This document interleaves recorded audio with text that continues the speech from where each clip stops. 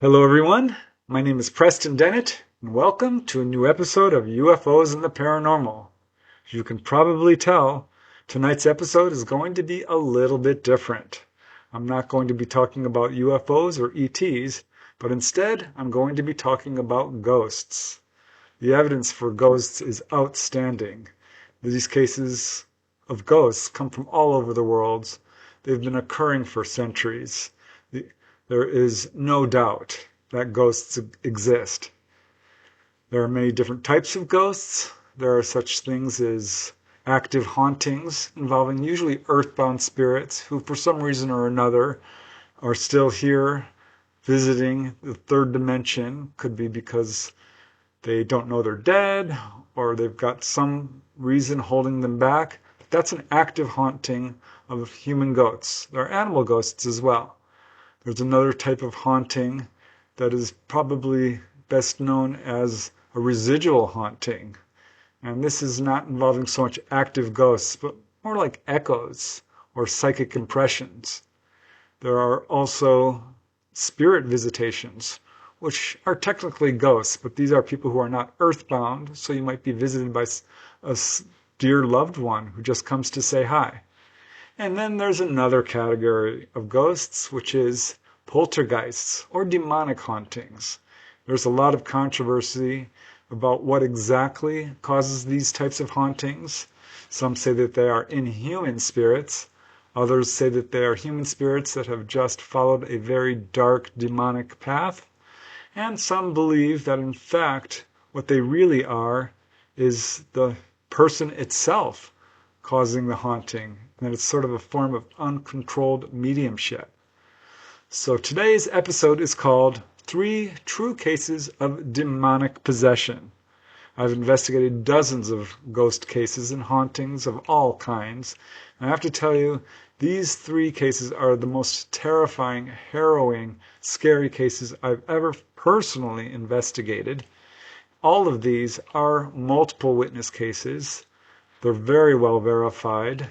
In fact, I know the witnesses for 2 of these cases quite well and have visited the actual locations. So these cases, I think, will really provide a window into understanding what is going on with these type of hauntings. One more thing I'd like to say is that these hauntings seem to follow a certain pattern of manifestation. What will start out is infestation, little events such as footsteps or doors opening and closing or objects moving. And then it ramps up to another stage which we call oppression. And this is when it usually picks on one witness and really sort of attacks them. And it moves to the final stage of possession, in which it really launches out a full-out attack on the witness. So these 3 cases involve the end stage. These are all very active, extensive cases of hauntings. So let's just get started. And the first case I'd like to talk about, I call When Poltergeists Knock. So this case involves a whole family, actually, but mainly a brother and sister who were the targets of this poltergeist or this demonic spirit. In particular, it was the son, Mitchell, I call him. That is a pseudonym. This took place over a period of years in Lake Balboa, California. I know this family quite well. They really did not want to be interviewed, but I finally convinced them, and they have quite a story to tell, as you'll see. The witnesses in this case, I call them the Sorensen family of Lake Balboa, California. That is a pseudonym. They do not want their identities removed. On the outside, they appeared to be the traditional American family with a husband, wife, and 3 children. The husband worked full-time, the wife stayed home and cared for the children, 2 boys and 1 girl. They lived in their house in the suburbs, and everything seemed perfect. However, on the inside, it was not perfect. Turns out the husband was abusive and suffered from alcoholism. Miss Sorensen finally made a decision to divorce him for the sake of her children, and at the same time, her oldest son got into drugs, and following numerous attempts to rehabilitate him, she was forced to kick him out of the house. So this left just Mrs. Sorensen and her 2 children, Mitchell and Nancy. So this is how the haunting began. One day in 1977, her youngest child, Mitchell, then 13 years old, broke his leg. It was to mark the very beginning of a long and involved haunting that ended in the near possession of Mitchell, and it all began with strange knocking sounds. Mitchell was ordered by his doctors to spend the entire summer in bed because he was diagnosed with a condition that left his bones weak and delicate. And needless to say, this was very frustrating for Mitchell, and it was during this time that the strange knocking noises began. As Mitchell says, the first incident that I remember was back when I was 13, when I was recovering from having a broken leg. I was lying in my bed in the middle of the night, and I kept hearing. At first it wasn't really a knocking, it sounded like footsteps in the attic above the ceiling. And then, all of a sudden, there was no noise. Then it sounded like there were footsteps in the hallway. Then that noise went away. And then, that was when I heard the knocking for the first time. It didn't really sound like someone knocking on the door. It sounded like someone was knocking on the ceiling. I don't know how to describe the noise. It wasn't like pounding. It wasn't like someone was pounding on the door. It was more like someone was doing a normal knock, like someone knocking their knuckles on the table. And there were only 3 or 4 knocks, and it went away. So Mitchell was not scared by the knocking sounds at this point, just curious. He wondered what was causing it and why it was happening. But after several minutes, it went away, and he fell back asleep. In the days that followed, he continued to hear these knocking noises. It was almost as if some kind of door had been opened. As Mitchell says, what was strange about it was that most of the time the knocking occurred, it was during that summer. And definitely at night, usually from 9 o'clock onwards. It was never in the early evening. So Mitchell thankfully recovered from his injuries and returned to normal life. However, every summer after that, the strange knocking noises returned to his bedroom. As he says, it happened almost every summer, and as far as I know, no one else heard it. When I was asleep, it never woke me up, but when I was awake, just lying there at night, I would hear a knocking. And sometimes I would hear the knocking above my bedroom. Sometimes I heard it out in the living room or in the hallway. And one summer in particular, I don't know if it was loud, but it just seemed like it went on. It seemed like the knocking just kept going all night long. So as the knocking became louder and more frequent, Mitchell did start to get frightened. The knocking suddenly became more brazen, as if whoever or whatever was doing it was trying to cause Mitchell to become afraid. So he kept searching for an explanation. As he says, it's funny because there were times that I thought maybe my sister or Randy, his mother's boyfriend, or somebody was in the hallway. I'd open the doorway and no one else would be up. There would be no one in the doorway, and the sound would be gone. And I was sitting there, and I would feel like, what? Am I going crazy? It must be the wind, right? And I'd go back to bed and sit there, and it would start up again. And I'd be thinking, well, how can the wind make knocking noises in the attic? Now, Mitchell didn't want anyone to think he was insane, so he told nobody about what he was experiencing. Unknown to him, however, his older sister, Nancy, had also begun having strange experiences. One evening, Nancy was in her bedroom working on her college homework. Suddenly, the strange knocking noise, which had plagued Mitchell for years, started with her. As she says, one of the first times I noticed, it was really subtle. There would be this creaking on the roof. Now, in my room, there was no attic. It was just tongue-and-groove paneling, and the roof was right on top of it. So when there was something creaking on the roof, of course, you always thought, okay, there's a cat on the roof. The squirrels are playing. The wind's blowing. It didn't really mean much because in that room there was no insulation. There was no attic. So at first I didn't pay any attention. I'd hear creaking on the roof, and then after a while it would get heavier. A period of time goes by, and the creaking becomes more and more obvious and more pronounced. As time went by, this creaking became very obvious, and it was less and less like creaking and more intentional, like creak, creak, creak, bang, bang, bang, bang. So Nancy became increasingly puzzled by this noise, but did her best to ignore it. She had begun to realize that it was probably something strange and unexplained, and she didn't want to give it any attention. So to keep herself from getting afraid, she simply ignored it. And yet, the knocking continued to get worse. As she says, it was almost always late at night when there was nobody awake in the house. And I'd be sitting in my room studying, and here would come this knocking on the roof. And for a long time, I just kept saying, okay. I just kept putting it off. I didn't want to accept the fact that there was something hanging around bugging me. And then it must have realized that I wasn't accepting it, so it started moving down into the walls so that there could be no question that there was something there. I couldn't pass it off as, oh, there's a squirrel running in my wall between my kitchen and the bedroom. So Nancy became convinced that their house was haunted, and yet like her brother Mitchell, she told nobody. She was sure that this ghost was trying to scare her, and she was determined not to give in to its games. She would stay up late at night doing her homework and studying when this knocking would return. And the more she ignored it, the louder, bolder, and more frequent it became. It became a strange game of cat and mouse, with her trying to ignore the ghost, and it doing its best to get her attention and frighten her. As Nancy says, sometimes it would knock right up the wall next to me. I decided that whatever it was fine. It could be there and do whatever, as long as it didn't come in my room and actually bother me. I was being the typical human. I was afraid of what I didn't know and couldn't actually see. So I wasn't really that interested in finding out what it was. I used to hear it every night for a while, but it occurred to me that it was feeding off my fear, so I started ignoring it. Because as I became more scared, it became stronger and louder and more disturbing. So at some point, it wasn't wise for me to be afraid, because the more afraid I became, the louder and more rambunctious it became. So at one point, I actually told it that it should go and find what it was looking for somewhere else. I didn't want to feed its negativity. I didn't want to feed it with fear. But it never went away.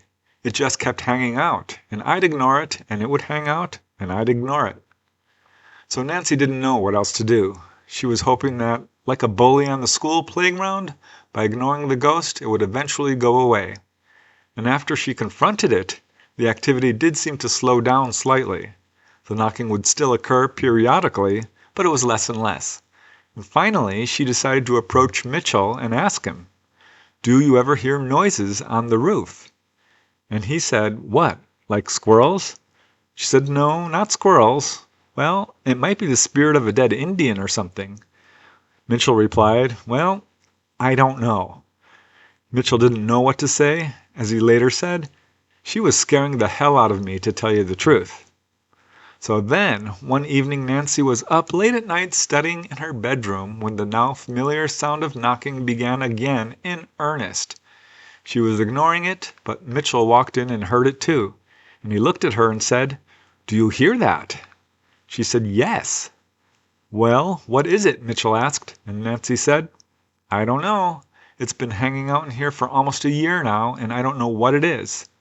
So Mitchell told her, "Well, why don't you find out?" Nancy just laughed and said, "Because I've never had enough gall. I don't have the courage to find out what it is, to tell you the truth." But Mitchell, however, was becoming intrigued.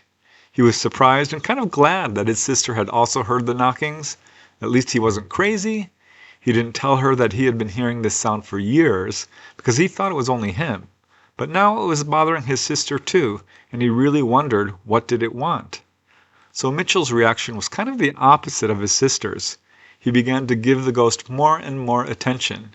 And it was around this time that he noticed the knocking sounds coming more and more from locations around the house. And at times he felt like this ghost was purposefully trying to scare him or drive him crazy. As Mitchell says, "Sometimes I heard it in the bathroom. That is when it was weird. It was never someone knocking on the doors or walls. It was always the floor or the ceiling. And I never caught anyone when all this was happening. I never caught anyone awake or anything. I was the only one. That's why I thought I was maybe going a little bananas or imagining it. But it happened so much that I thought, well, there's got to be something to it. I never really pursued it as far as going into the attic or anything." Now, Mitchell's recent interest in the source of the activity did seem to ignite the power of this poltergeist, or whatever it was, to a new level. As Nancy says, It used to happen only in my room until he became curious about it and started saying, "Well, what is it? What could it be?" So a couple of days later, he was taking a shower and it started knocking on the shower wall. It scared him.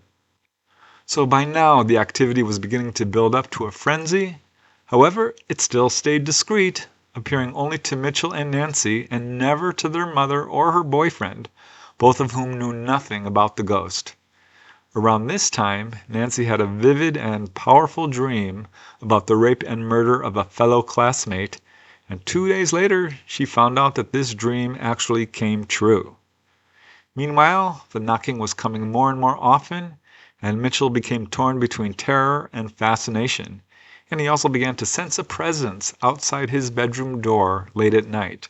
As he says, "There have been times when I felt someone was in the hallway, but when I opened the doorway, there never was. And that was always in the middle of the night too." So the haunting was now reaching its peak. Apparently, because Mitchell had given the ghost attention, it was now manifesting more strongly. And it was a few weeks following the shower incident when Mitchell was physically attacked by the ghost, which then actually tried to possess him. Mitchell reports that this incident remains the single most terrifying event of his entire life. It was late at night, and everyone else was asleep in the house. Mitchell closed the door and crawled into bed. In the middle of the night, he was woken up by the familiar knocking noises. This time, however, there was something else. He heard footsteps. As Mitchell says, "Well, it was kind of weird. I heard footsteps up in the attic, like someone was walking around up in the attic. It sounded like footsteps walked from the living room to above my bedroom, and then they disappeared. There was no more walking, but someone was tapping every 10 or 20 seconds, and then there would be 1 or 2 knocks. This is the part that I really don't tell people about because it's kind of weird. People say you might have a vivid imagination. It progressed. Usually after that point it would die off for the night, but it didn't this time. That's when it was really weird, because all of a sudden I heard the tapping go from my bedroom ceiling to the ceiling over the hallway, and then it stopped, and then I swear I heard someone walking in my hallway, and I got up as fast as I could, and I opened the door. There was no one there. I was trying to rationalize it, right? So I shut the door, and that's when I swear I heard someone knocking on the floor right in front of the door, like tapping on the carpet. And that's when I just said, "I'm not going to answer the door this time. I'm going to stay in my bed." And that's when I felt like someone was in the room. And at that point, I turned on the flashlight that I had, a little mag light, and there was no one there. And I turned it off and laid back down, and I still felt like there was someone in the room. Then, at that point, it felt like someone literally stepped on my bed. I just closed my eyes and didn't move, and the pressure being felt on my bed was pretty real. Not at first, but after that, I did feel like someone had not really stepped on my legs. They had laid themselves down across my legs. It never reached up to my face or anything, just on my legs. Now by now, Mitchell was absolutely terrified. He waited to see what would happen next, but it was clear to him this ghost was trying to move inside of him. As he says, "I could move. It was easy to breathe and everything. It wasn't like they were pushing on my chest or arms. It just felt like someone was standing on my bed. And then it felt like someone lay down on my legs. I mean, I don't know if it was a person. When I had the feeling of someone stepping on my bed, I raised up my head only, and I could literally see the bed bending. Now when they laid down on my legs, I didn't lift my head up. I didn't move. I just closed my eyes and listened.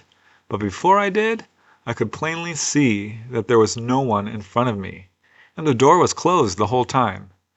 No one opened and closed the door. I would have been able to hear it." So Mitchell lay there, and although he wasn't particularly religious, he began to pray fervently, and slowly the pressure lifted. As Mitchell says, "At that point, I heard 1 or 2 knocks again above my bedroom in the attic, and I still had this feeling of weight on my legs. And then slowly the weight lifted off my legs again, and I could just feel it on the bed. And then that feeling went away completely. And that was it for the night. And that was really the strongest incident that I ever remember. Everything else was like walking or knocking. So after the ghost finally left, Mitchell lay in his bed literally shaking with fear because he had no idea what had just happened to him. As he says, "To tell you the truth, I was sweating. I was slightly sweating and I didn't know what to think. I figured, well, I could say automatically it's a ghost, it's a poltergeist, or whatever, but I don't know. But I could swear that there was something in that room that night, and I would swear that it was real.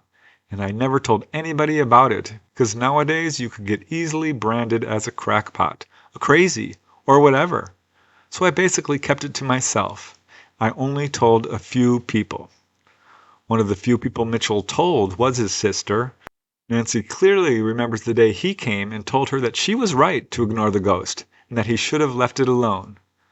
Following this apparent near-possession incident, the activity came to a near-complete halt. There were still a few scattered knockings here and there, but nothing near the intensity of the weeks before. I can say there was one other witness. My brother visited the house, and he was there when there was these weird knocking noises on the roof. I asked him about this. It's funny because he's very skeptical of ghosts, but he said, yeah, there was something to it. And at one point, Mitchell did tell me that he thought he saw a black apparition. But when I did a formal interview with them, he had no memory of this. So that's kind of odd as well. But that is when the haunting stopped and it never came back again. I think you'll agree that's pretty darn scary. It's interesting that this haunting started out so slowly and then ramped up over a period of years, and finally culminated in this absolute attack on the witness. What is going on here? It's very hard to say, because there is quite a bit of evidence that poltergeist attacks might be the witness themselves. A disturbed teenager is present in a number of these cases. And that's absolutely true in this case. The main witness, Mitchell, suffering from a bone disease, broke his leg, was bedridden. Clearly, that is a lot of emotional stress for a person to go through. So it's entirely possible that he is responsible for this, and he has perhaps some mediumistic talent, and this is uncontrolled physical mediumship. This is one of the theories. Or this could just be an all-out dark demonic spirit of some kind. This family did go through some abuse initially. The older son did suffer from some drug addiction. This does turn up in some of these cases.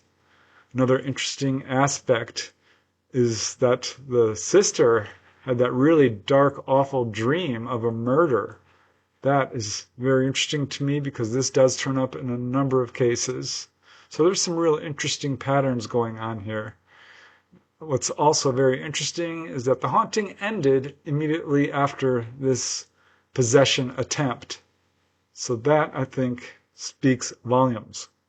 Now let's move to the next case, which I call the haunted apartments.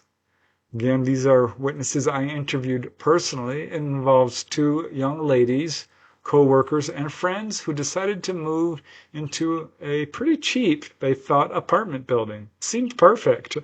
Turned out this apartment was haunted, and the haunting began almost immediately. And it was just small events at first, as we'll see, but soon ramped up from the first stage, infestation, to oppression, really kind of driving the witnesses crazy, making them think they were crazy, and finally launched out an all-out attack on one of the witnesses. These are not the only witnesses, too.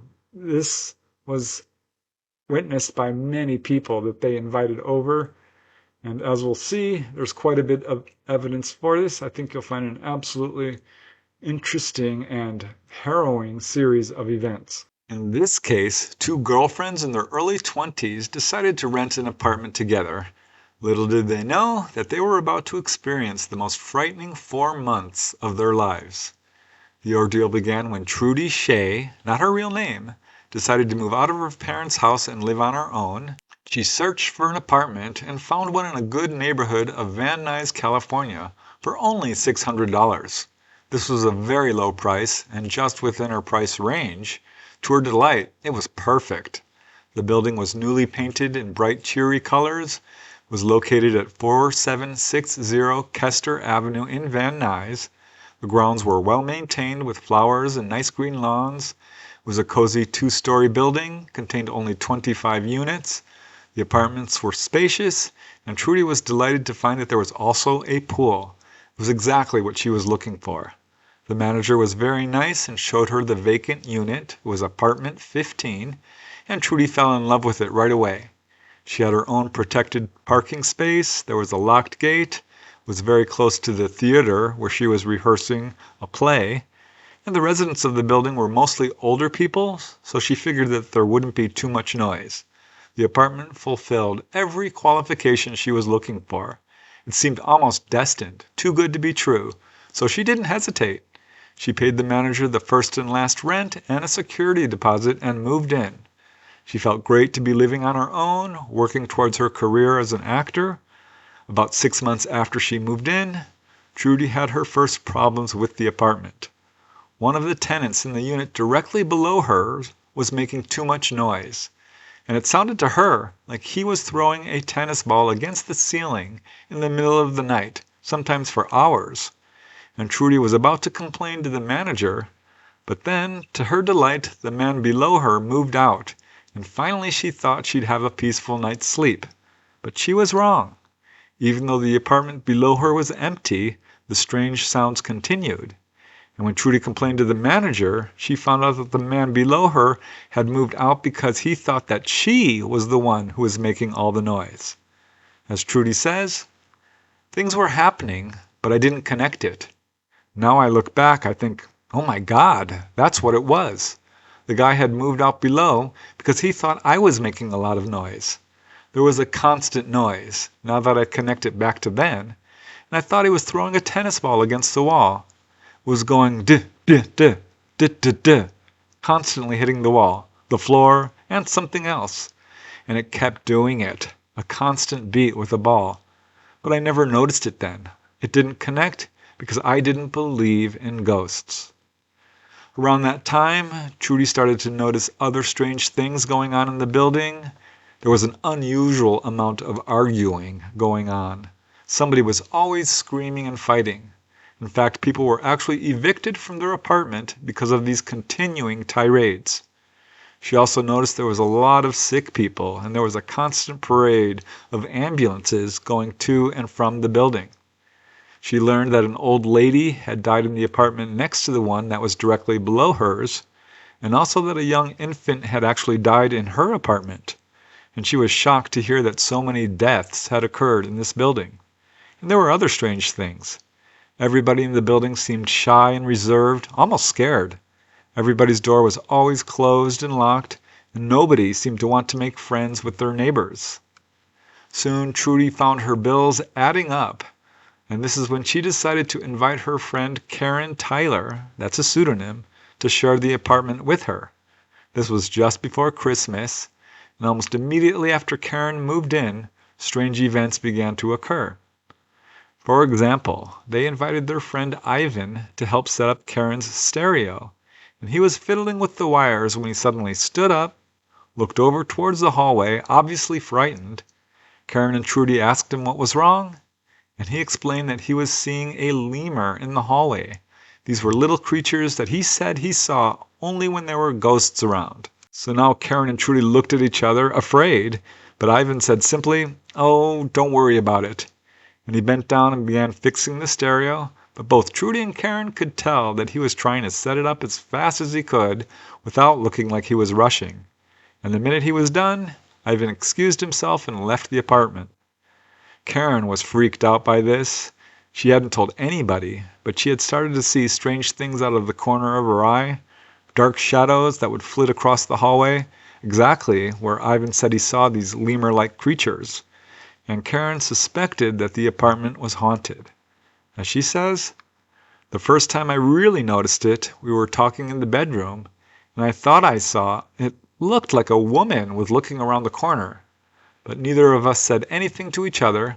I was kind of freaked out, and I looked at her, and she said, 'What?' And we both saw it. And then we acknowledged it. It was just a little old lady.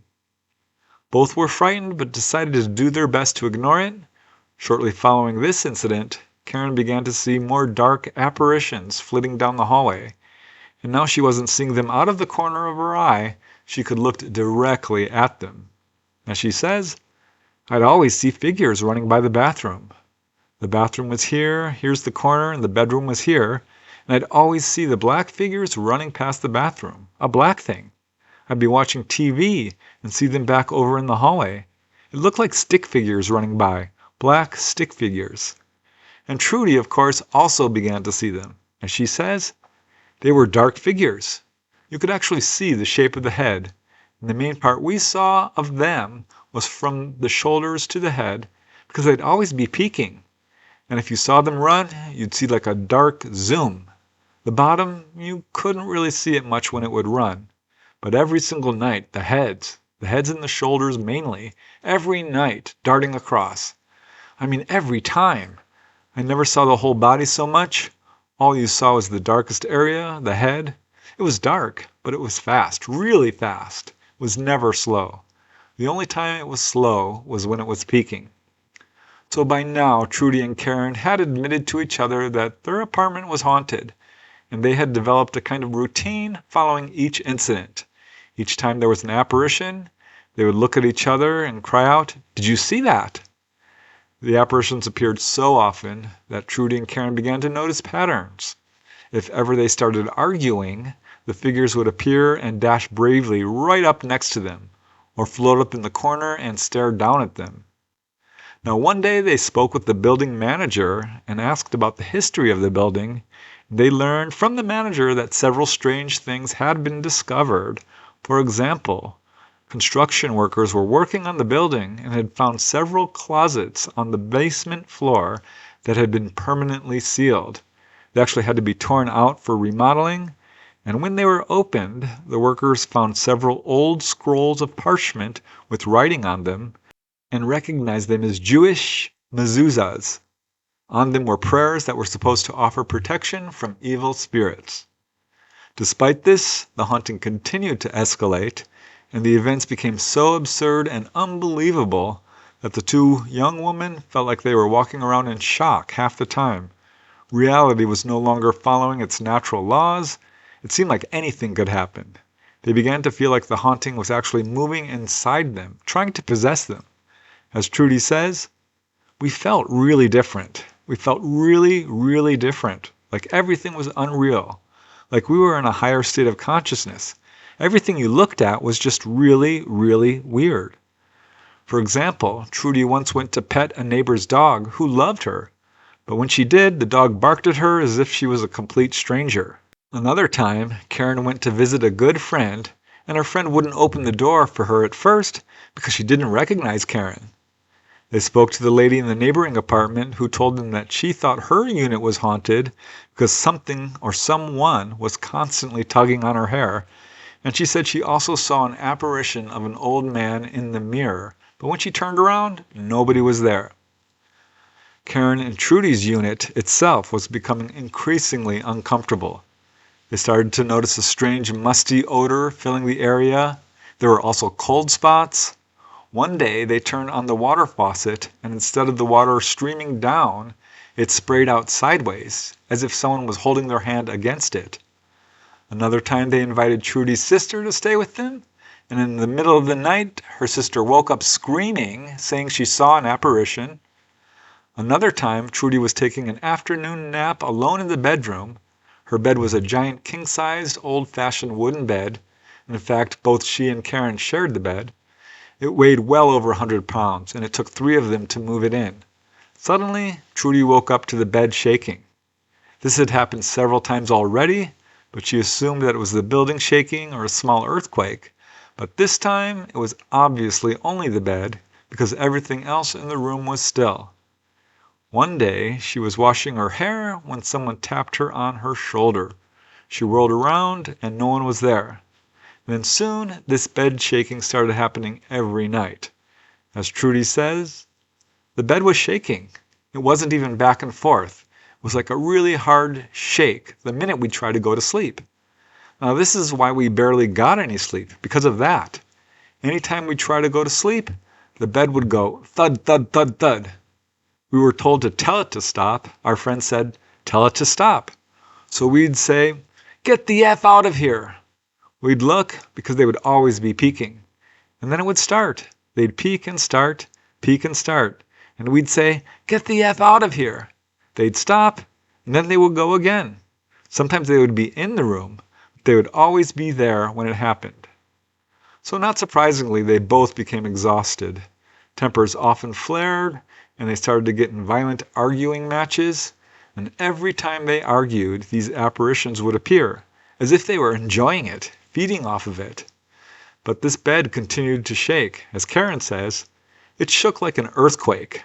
The bed started shaking more often, and then the bed started shaking every night, big time. Sometimes they, the ghosts, would be in the room. Sometimes they wouldn't. I'd say, this is my space. This is my space. You can't be here. This is my space right now. Leave us alone. But the ghosts continued to bother them, so the two girls finally decided that they had to seek outside help. Their friend's advice of shouting at the ghosts only seemed to make it worse. They tried reasoning with them, pleading, ordering, cursing, praying. Nothing seemed to get rid of the ghosts. The bed continued to shake, and the apparitions kept flitting around the apartment. Objects would move by themselves. There were strange explosive sounds coming from the kitchen area. So they tried everything. One time they tried sprinkling salt and lighting white candles and using sacred objects and these kinds of things, but nothing worked. Around this time, Karen woke up one night from a horrifying but very realistic dream. She was in a room with 3 other people when a man pulled out a gun and threatened to kill all of them. He waved the gun around as if he was possessed and then began shooting. And in fact, he shot and killed everyone in the room and then killed himself. In the dream, Karen ran out of the room screaming. She woke up in a cold sweat, thankful that it was only a nightmare. However, that day on the news, Karen saw her dream come to life. It turned out that just a few blocks away from their apartment, a man shot and killed his family and then himself, exactly like she saw in her dream. So Karen and Trudy were now at the end of their rope. Thankfully, their lease was about to run out, and they began scanning the newspapers for a different apartment. It was only 2 weeks before the lease ran out, and things were worse than ever. It looked like the haunting was reaching its peak. It was late at night. Both Karen and Trudy were getting ready for bed. They crept into bed and turned out the lights. And then Trudy suddenly started praying with an intensity she had never felt before. She prayed to God and started saying the Lord's Prayer over and over, because she had felt this haunting coming to a peak, and she was more afraid than she had ever been. Little did she know, the ghost was about to attempt to possess her. As Trudy says, I'm saying the Lord's Prayer over and over again, Our Father who art in heaven, over and over and over, and I was just clenching and just lying there. I was so afraid that night. I kept saying to Karen, I don't want it to happen tonight. I don't want it to. I can't anymore. I can't deal with it anymore. I was so afraid. All of a sudden, the bed started going really hard. But what happened? Oh, I'm getting scared now. The bed started shaking. And Karen felt this also. The bed was shaking. And I felt a pressure. I could not breathe, right here in my chest. It's like I broke away. Karen said it looked like I had been pushed back. But I couldn't breathe. I could not breathe. I opened my mouth, and I can't even repeat the noise. And it was hard and fast that it came out of me. The only way I can explain it is that a vacuum was stuck in my mouth and sucked the air out of me so fast. Everything went. I mean, I couldn't even get up. I was just crying. I said, oh my God, crying and crying. Karen was looking at me like she didn't even want to touch me, and I was trying to breathe. So Karen was lying right next to Trudy on the night of this incident. She was becoming annoyed by Trudy's constant praying. And then the bed started shaking violently, the apparitions appeared, and Karen saw Trudy get pinned down by this invisible force. As Karen says, that night was really, really weird. We were looking for a place, and we were ready. There was a musty smell. It was yucky. You'd walk in there and you felt like dark, cold. This is what happened. We go into the room, we turn out the light, the candle is lit, Anyway, Trudy's really getting into it, and I'm thinking, oh, come on, Trudy. I'm kind of irritated. I'm starting to go to sleep, and she's praying big time. I could feel it. And I'm next to her at this point. I remember she was lying like this, pressed down on the bed. She was kind of stiff, kind of like it was holding her down. It was like she couldn't get up. She looked like she was trying to get up, but she couldn't. Then she sat up really fast. She couldn't go back to sleep. Now, Trudy says that not only was something holding her down and choking her, it had actually moved inside her. As Trudy says, it went through me. The pressure here on my solar plexus. I could not breathe. And the minute my mouth went opened, she, the ghost, was out. I was hoping she was out. When it went through me, that hurt so bad. Not just breathing hurt, pain, like crushing. I couldn't go back to sleep. Any time I closed my eyes, I could see a lady. She was very little, very fragile. The outfit was like a vest from the 60s and colorful. This was a colored thing I saw, not black and white. She was old, though. Her hair was greasy, stringy, with gray and black in it. All I remember was the mouth. The mouth wasn't like a big grin, but it was nice and sweet, and her head was tilted. Very sweet, not threatening at all. It was almost, to me, like an introduction, because I was afraid and so curious of who these people are, and why are they bothering us? I don't want them to do it anymore. It was hurting us. That's the night I closed my eyes, and it went through me, and I saw her. And I told Karen, I can't sleep. I'm seeing this lady. And I explained what she looked like, and I said, she's not hurting me, but she's there. She was there, and she wouldn't go away. Finally, I did go to sleep, and I never saw her again. That was the last time, but now I know exactly what she looks like. Exactly. So that night was the last straw. When morning came, they discussed moving out into a hotel for the remainder of their lease. The decision wasn't difficult. They decided to move out that day and not spend one more night in this cursed apartment.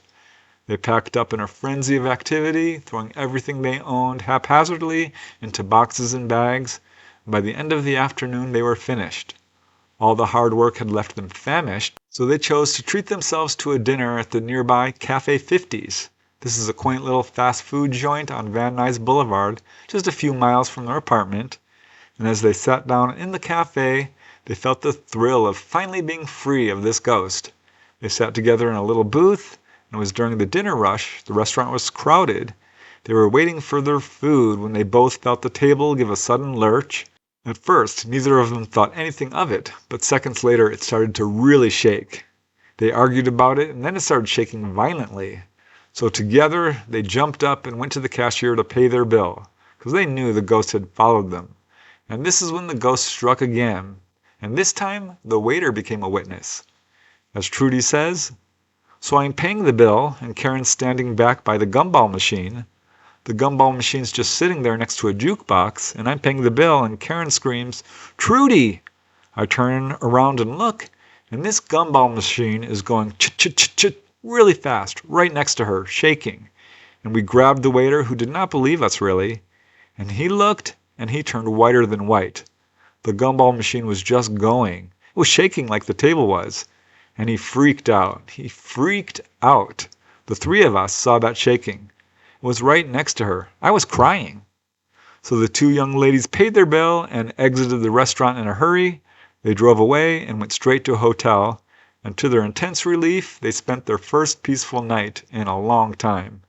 They returned to the apartment early the next morning, got all their boxes and stuff, and moved out. They found another apartment nearby. It was a little more expensive, but hopefully it wouldn't be haunted. As they set up their new place, it was understood that there would be no talk of ghosts. This subject was taboo.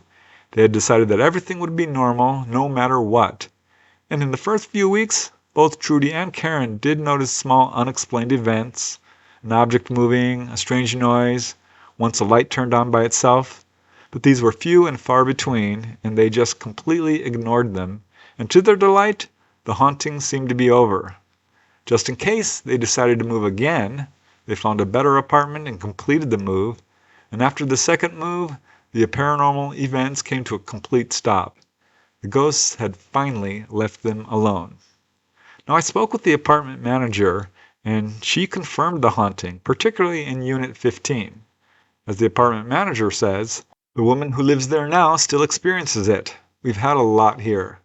One we had was in a different apartment than the two girls rented. It was across the building actually, but on the second floor. And the girl there said that there was a moth, there was weird things that it was doing. Another one, the girl who moved in there now, she said she felt somebody was watching her from the bedroom door. But she hasn't really said that much because everyone's probably going to think she's crazy if she keeps talking about it. And I personally had one where I walked into my living room. I walked in there and I felt somebody watching me. And I ran back into my bedroom because it frightened me so much. But I've never had that feeling since. That's the only time I've ever had that. What happened with apartment 15 was an older man and an older woman were living there, and the man died. And the woman became friendly with the man downstairs, who was a young man. They were friends, I guess, just friends, but they became very friendly. But the old man never rested. And that's who they say the ghost is, because sometimes he feels angry.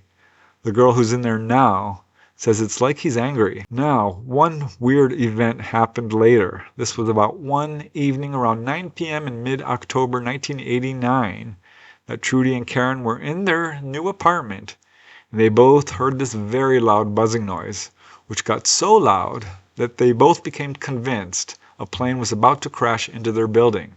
As Trudy says, it was like a buzz, a really loud energy level.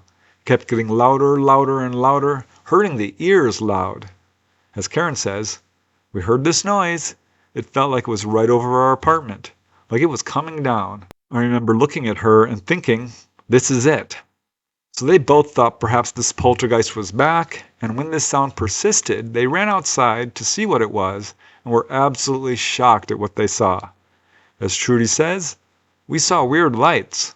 The lights were low, and they kind of curved up like a U. It was big, really big. It was long. It was huge. It stayed in one spot. Trudy cried out, "Look how big it is! It's a UFO!" Very quickly, this craft started to dart away. But as Karen says, it seemed like it was staying there forever.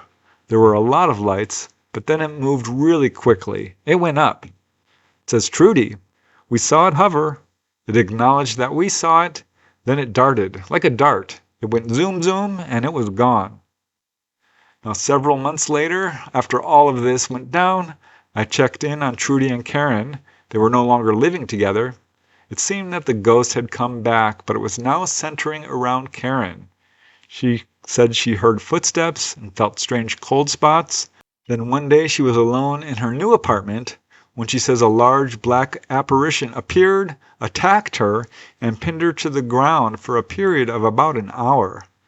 She refused to give a formal interview, didn't want to talk about it at all, and wouldn't give any other details. Trudy, thankfully, has experienced no further activity.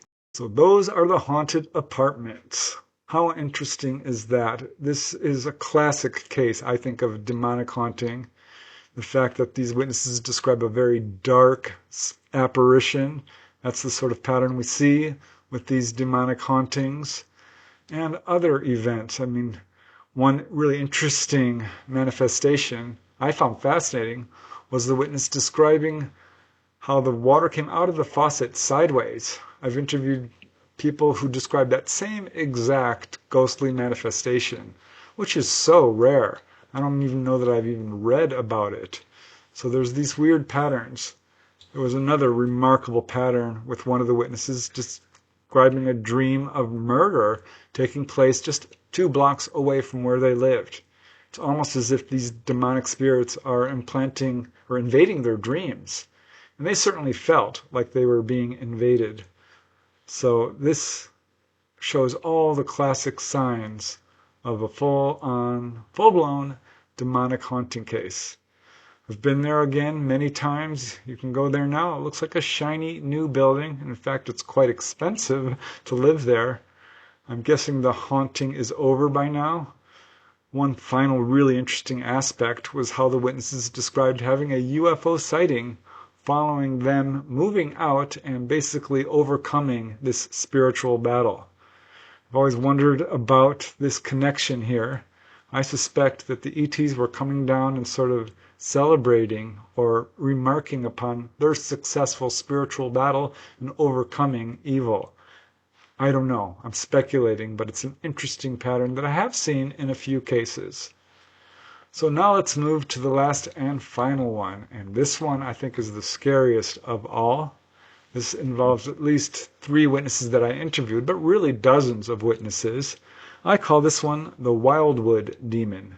This is another case that took place over a period of years, and this took place in San Carlos, California. I do think the main witness, Whitney Wright, probably does have some mediumistic talent. It certainly sounds like it given his description of the events. But this is a classic case of a demonic haunting, as we'll see, because it starts with that same pattern of manifestations. Many different types of phenomena occurring with cold spots and foul odors and apparitions and so forth. And it just really, I think, has a lot to say about what exactly is going on with these types of hauntings. One of the most extreme haunting cases I've ever investigated occurred in a small house in the suburb of San Carlos, California. The haunting began in 1975 when the Wright family moved into their home on Wildwood Avenue. Although the house was about 70 years old, it was in remarkably good condition. At the time, the Wright family consisted only of 2 members, Mrs. Wright and her infant son, Whitney. When they first moved into the house, everything appeared to be normal. However, as Whitney grew up, things began to change, and he reports from a very early age that he experienced many strange events, so he doesn't remember exactly when they started.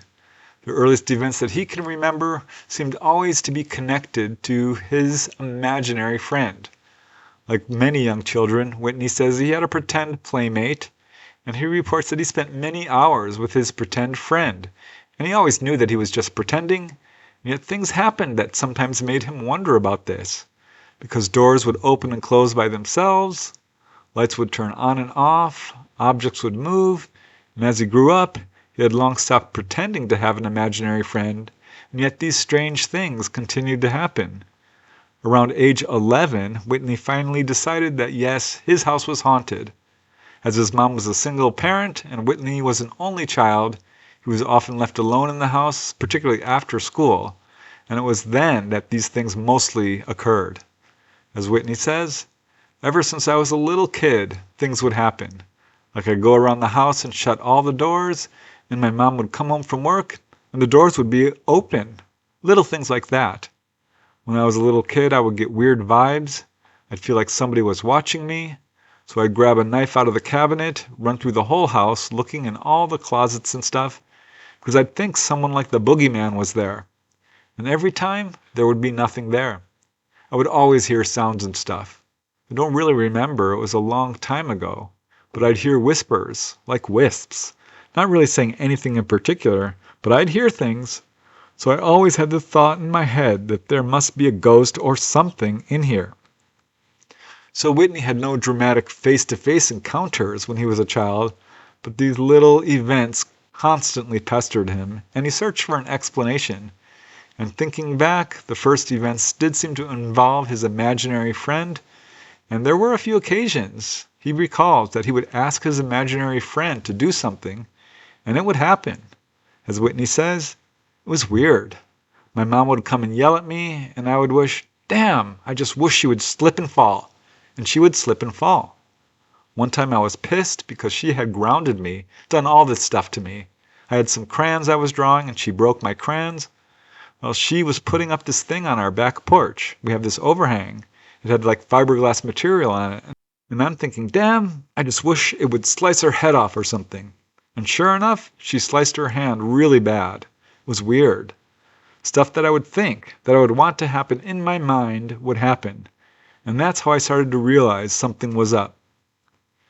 So as Whitney grew up, these little paranormal events occurred on a regular basis and left him convinced that he had a ghost in the house.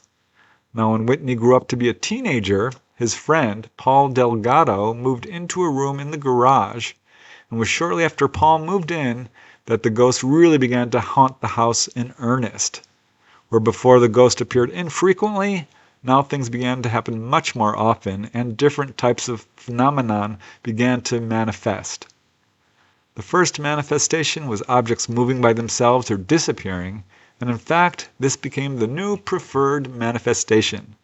The ghost would constantly take Whitney's or Paul's possessions, and as usual, the two boys would blame each other, and a vicious argument would ensue. It was only later that they realized the ghost was the one who was causing the problem. As Whitney says, "It started getting bad when my friend Paul moved in. He was living in the loft, and it would play little things against us, try to get us in fights, would do little things, like I'd be missing something out of my room. It had this tendency.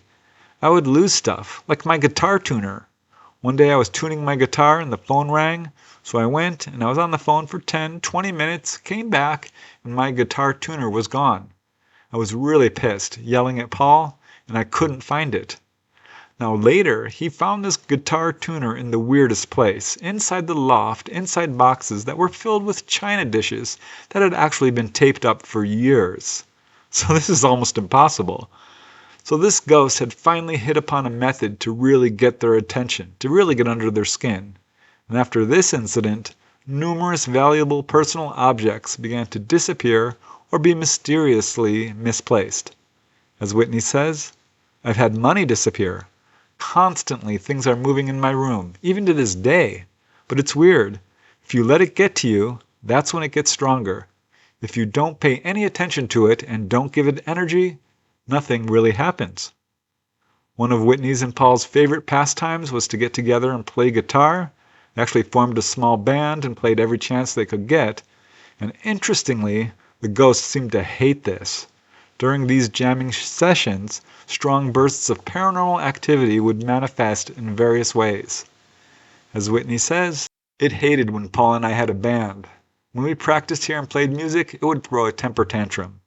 The house would be totally clean. My mom kept the house clean.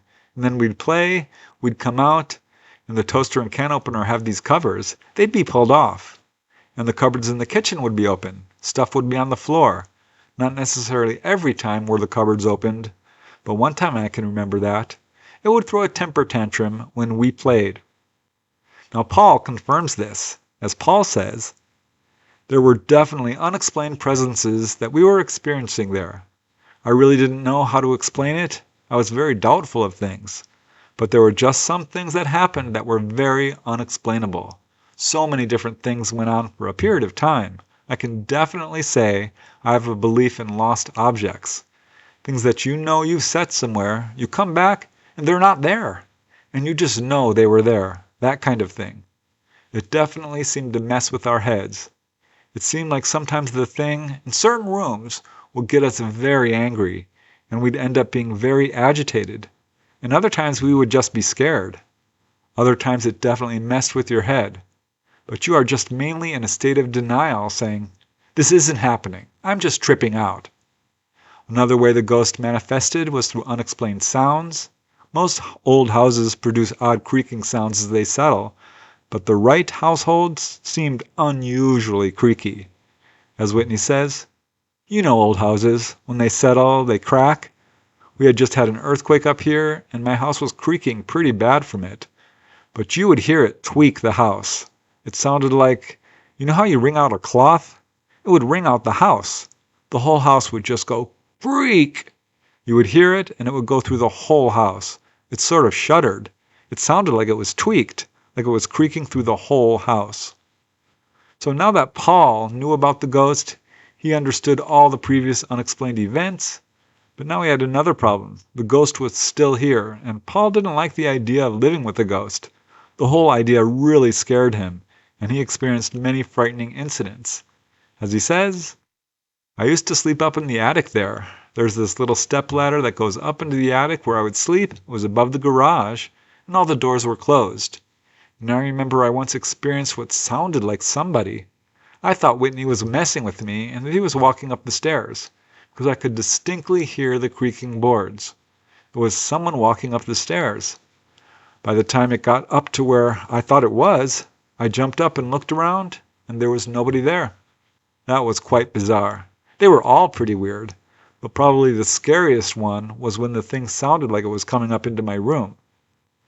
So that incident left Paul shaking with fear, because there was no more denying that this house was haunted. He told Whitney what happened. Paul suggested that they get a Ouija board and try to contact the ghost. At this point, he didn't quite realize that giving the ghost attention only made it more powerful, and he just wanted to get more information that would help them understand why this ghost was bothering them so much. He was also very curious as to who the ghost was. Now, Whitney said that a child by the name of Joey drowned in the pool next door, and he speculated that perhaps that's who the ghost was, so they nicknamed the ghost Joey. But Whitney, of course, later became convinced that this ghost was not Joey at all, but something much darker. So they began to use this Ouija board, and as Whitney says, I said, wow, maybe we can communicate with it. We got this Ouija board with a pendulum. It had a wire going down to a weight. You swing it, and it swings over whatever it wants to say. The pendulum on the Ouija board. We would swing it back and forth, and it would stop in an area. It was fighting gravity to stop there. It stopped, paused a couple of seconds, and then it started swinging again. We asked another question, would pause and stop swinging for a couple of seconds, and then it would start swinging again. My girlfriend and Paul's girlfriend were all playing around with it, asking all these stupid questions. Actually, I think it was telling them what they wanted to hear. They were having a good time doing it, and I said, F that shit, take it away, don't even mess with that anymore. She had her elbow on the table, holding the pendulum, and I got pissed. I yelled at her. I said, don't even F with that stuff anymore, or I'm going to throw you out. And sure enough, right in the middle of the wire, it broke. It didn't jerk her hand around, it just went tink, and the weight hit the table. We were all, whoa. We looked at it, and it just broke right in the middle. So this Ouija board incident convinced Whitney that this ghost was definitely not the little boy Joey who had died next door, that this ghost was probably lying and probably evil. He said it was active enough that many of his friends also witnessed the activity. Says Whitney, all my friends come over and they don't believe it, and then it totally makes itself apparent to them. That happened 100 times to all different friends of mine.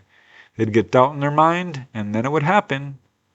One of Whitney's friends, Dan Diaz, confirms this. As Dan says, I've known Whitney since we were in the 4th grade, and he told me there was a ghost in his house. I didn't really believe him at first. He told me that it was a friend of his, and as he got older, the ghost always kind of stayed its age. And I guess when they were friends, they were the same age. It materialized one time, and it was a kid. But I guess the thing would mess with him, play tricks on him, do things to him, and he always knew. And his mother knew too. He never told me anyone died there, but I think they knew who he was, and he could follow it from the coldness. They usually knew where it was. I guess it materialized one time at the foot of the bed when he was younger. He said it was a little boy, and he said it was in ragged clothes. He would always talk about it, and I never knew if I should believe him or not, but as we got older, he was always talking about it. And one time, we were in the attic part of his house. It's this garage loft area, and we were hanging out up there, and we heard it. It came and it hit the roof right where we were. It knew right where we were. Just bam! Really loud. It wasn't a rock. And there were footsteps too, but there was no one there. It was damn loud. It scared us all. Whitney also noticed again that the ghost always seemed to manifest in ways that would cause a fight. As Whitney says, the little games he plays are evil. Like when I had my friend that you interviewed, Paul, we would get into a minor little fight, and then it would be a bloody brawl. It would really agitate your feelings, like hiding little things, playing little games like that, which I think Paul did it, or whatever. The cat would be chased around the house. He'd get in one corner, and then all of a sudden he would freak out and run to another side or part of the house. Another thing they both noticed was foul odors and cold spots. Says Paul, there was a time when certain rooms in Whitney's house, it definitely wasn't the smell of garbage. It was like a dead smell. We smelled that before. I remember that there were definitely horrible odors sometimes. And they weren't just normal odors like dirty socks or food or something. And we would get cold flashes, and you would know it was there. There was no denying it. We both experienced the same thing. We were standing near the bottom of the stairs there once, Whitney and I. We were just standing there and we felt this coldness, this being, or whatever, just nudge us and walk right past us. It was really strange. So the two of them became kind of fascinated by their ability to perceive the location of the ghost by its cold spots. And they decided to try an experiment. Once they found out where the cold spot was, they would step into the cold spot and try to feel the energy. And to their surprise, it almost felt like the presence would move inside them. It was then that the haunting began to reach its final stage of possession. As Whitney says, we had been going on for a couple of weeks where you would get these rushes, like a head rush, vertigo. It would start in your back and tingle, and then it would go up to your head and you would just feel all your hair stand up. It's like when you're in a warm room and you get a breeze of cool air. You just feel tingly for a second. You're like, whoa. Like when you're in a hot house and you run outside and it's cold and you get that feeling. Kind of like that. We had been playing with these rushes from time to time. And this one night, we had gone in one room and then we would wait there and you would feel it. You could honestly feel a presence fill up the room. It was really weird. You would get the rush and instantly the room would feel cold. And we were going from room to room in the whole house doing this because we were playing with it. The one time we ran into the kitchen and Paul said, "Wait, check this out." Because it was following us from room to room. We could totally feel it. I mean, 2 of us were there. It was real. We just played with it like that, time to time. And it seemed to like my room the most. I guess you could say possessed or whatever, because that's where the extreme things happened. Now, Whitney already knew that they shouldn't be playing around with the ghosts, but it was a lesson apparently he had to learn the hard way. As Whitney says, I've always believed in God and been towards trying to be a good person, so I really didn't want to pay too much attention to it because it kind of scared me, and it was definitely evil to say the least. I didn't want to play with it. It's like something taboo. You don't really want to mess around with it, which you shouldn't actually. So on this one evening where they had allowed the ghost to actually move inside them, the activity came to a complete climax. Both of them had just gotten into bed when a piercingly loud, screeching, grinding sound reverberated through the house. Both of them heard it. As Whitney says, we were just getting ready to go to sleep when all of a sudden we heard this weird sound. You know how an old-fashioned skateboard or skates have those steel wheels? It sounded like that, going down the street, but it was actually so loud and heavy, it sounded like a car. This was really weird. It sounded like a car driving down the street with no tires. So weird. We were just getting ready to go to sleep, and this sound came into our house. Now, Paul confirms this, as Paul says. The most bizarre sound we heard was what sounded like an old metal skateboard with old metal wheels screeching down the road. It sounded like it was going over the roof. We went out. We both heard it. He was clear on the other end of the house, and I was in the attic, and we both heard it and couldn't figure it out. We looked in the sky, we looked around, we couldn't see it anywhere, but we heard this sound going down the street. It was weird, it was bizarre. So after that, Paul insisted on sleeping in Whitney's room, so they set up a bedroll on the floor and prepared to go to sleep. However, as Whitney lay down in his bed and Paul lay down on the floor, they both felt the presence of the ghost very strongly, and little did they know, the ghost was about to launch a full-out attack on the unsuspecting witnesses. It all began when Paul again started playing with this ghost. Whitney tried to stop him, but it was too late. This occurred in 1983, but both of them remember it vividly. As Whitney says, I set up a bed so he could sleep on the ground. We were talking about it, freaked out. Nothing really happened. It was totally mellow. And then we decided to go to sleep. So he's laying there thinking, man, that was trippy.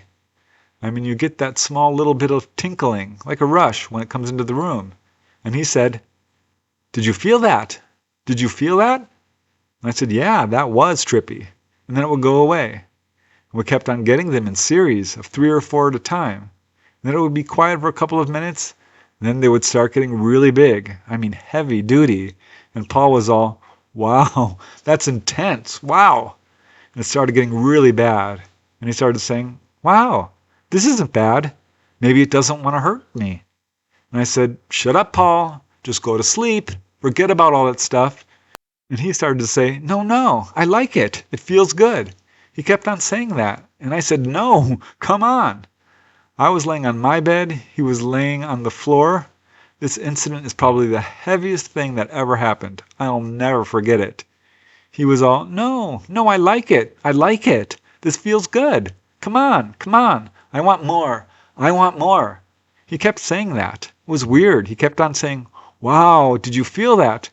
And I was saying, Paul, come on. And he was right in the middle of this big rush.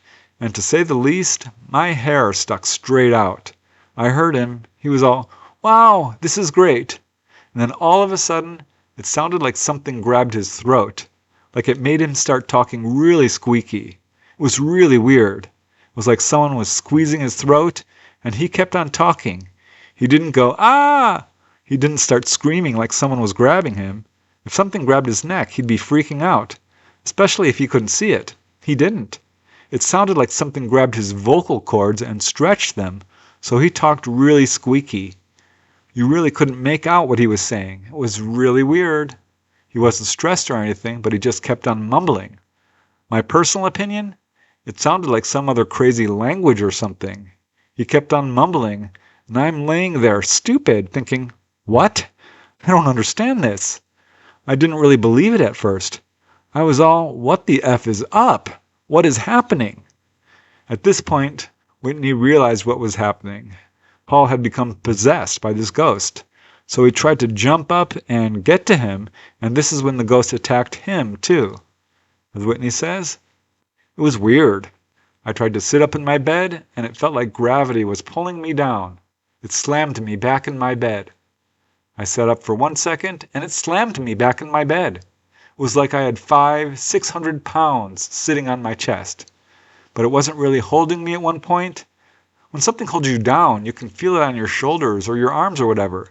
It was like through my whole body. I couldn't even lift a toe. I was pinned there. I could not effing move. I was struggling, screaming, because I heard Paul. He was starting to get squeakier and squeakier. It was really weird. It took what seemed like hours, but it was only a matter of minutes. I rolled off the bed, I hit the ground, and I crawled. It was still playing with me, but it was like it lost its grip or something. I went right over to Paul and I touched him. I still have scars, but I touched him. I had a crucifix on my neck. My neighbors used to be Jehovah's Witnesses, and they gave it to me a long time ago, so I put it to his chest. At the same time, he grabbed my back. I still have scars from it. I mean, it was a sharp pain.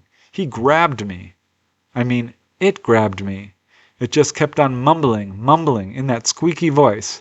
And as I held it there, I was thinking in my head, God, please help me. And his squeakiness went back to crying, and he was just sitting there crying. From him grabbing me, he started hugging me, crying, just totally shaking. He was really tripped out. To say the least, I was quite freaked out. I told him straight out I was going to kick him out of the house if he ever plays like that again. And he honestly didn't realize what he was doing. My personal experiences from what I've talked to people with ghosts was trying to possess him in a way, get inside his body. To say the least, it almost did. It was quite scary. I still remember it vividly. That was probably the heaviest thing that happened. I mean, you would have to have been there to experience it. It scared the crap out of me. Now, Paul himself has only sketchy memories of this incident. Although he does remember sensing the ghost and feeling it enter his body, his memory ends there. As Paul says, I remember we felt the presence in the room, and we felt this energy, and I let it come into me, and as I was doing so, I seemed to be overwhelmed by it. I remember being pinned to the floor, but I wasn't thinking or anything. I just remember I couldn't get up, and it was very strange. Paul's next memory was of Whitney pulling him back into consciousness and being very upset and afraid. Needless to say, both of them vowed to never play with the ghost again, and it was a few months following this possession incident Whitney experienced another event that was equally terrifying, because for the first time the ghost manifested in full color. It happened at the worst possible time. Whitney had just broken up with his girlfriend. He was confused and upset. He was lying in bed thinking dark thoughts. And evidently, the ghost could not resist this opportunity. As Whitney says, "This is really weird. I had just broken up.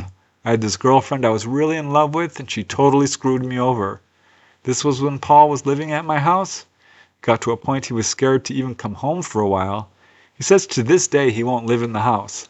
But to say the least, I was really upset. We hadn't had any disturbances in the last couple of months, and then all of a sudden I felt really weak.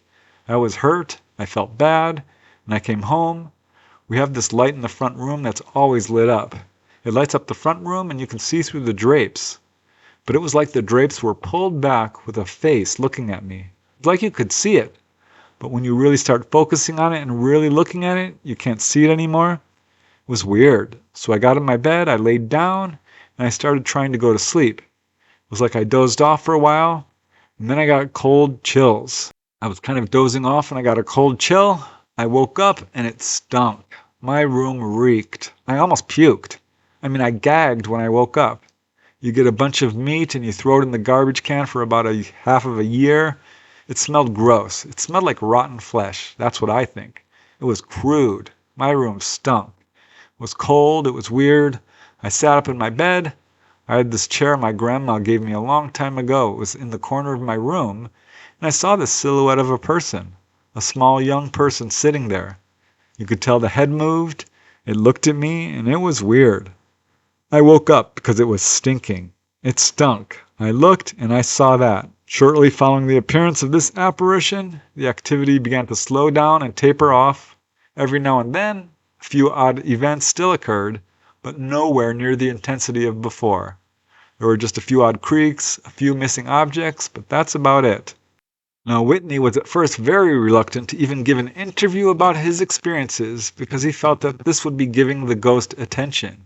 And it turns out he was right, because immediately after I interviewed him, the ghost came back. In a follow-up interview, he told me what happened. As Whitney says, "Last time you interviewed me, I guess the presence in my house wasn't too happy because he took a checkbook. I was just getting ready to go downtown and do some shopping. He took my checkbook for about a week and decided to give it back to me about a week later, after we had searched the entire house, every inch of the house. He gave it back to me. He left it right in the middle of the kitchen, right underneath the kitchen table. And we had checked everywhere, in every part of the house." So that was pretty scary. I can't imagine what it must be like to see your friend just be pressed to the ground, speaking a foreign language, jump up and try to help them, and you get slammed back onto the mattress. That has got to be terrifying. There's that pattern again. If you pay attention to this ghost, if you give it energy, it will feed off your fear and just become stronger. So for those folks who are having this kind of activity, there's a lesson there. Don't give attention to the ghost. Don't be afraid. It feeds off your fear. This is well known among paranormal researchers. So a truly fascinating case. In fact, if you want to learn more about these cases, I did write about them in my book, California Ghosts, True Cases of Haunting in the Golden State. It's one of many, many cases of hauntings that I've investigated. But yeah, these three are the most extreme, and I think they reveal that there are some dark things out there. Demonic spirits, hard to say for sure. Again, there's different theories as to what causes these kinds of events. But there you go. I'm just relaying the facts as we know them. I hope you found this interesting and perhaps learned a few things about ghosts and spirits. Again, happy Halloween. I hope you've enjoyed this episode. Until next time, keep asking those hard questions. Keep searching for the truth. Most important of all, keep having fun. And don't worry, I'll be talking about UFOs and humanoids on the next episode. Had to talk about ghosts every once in a while. After all, this show is called UFOs and the Paranormal. Happy Halloween. Be well.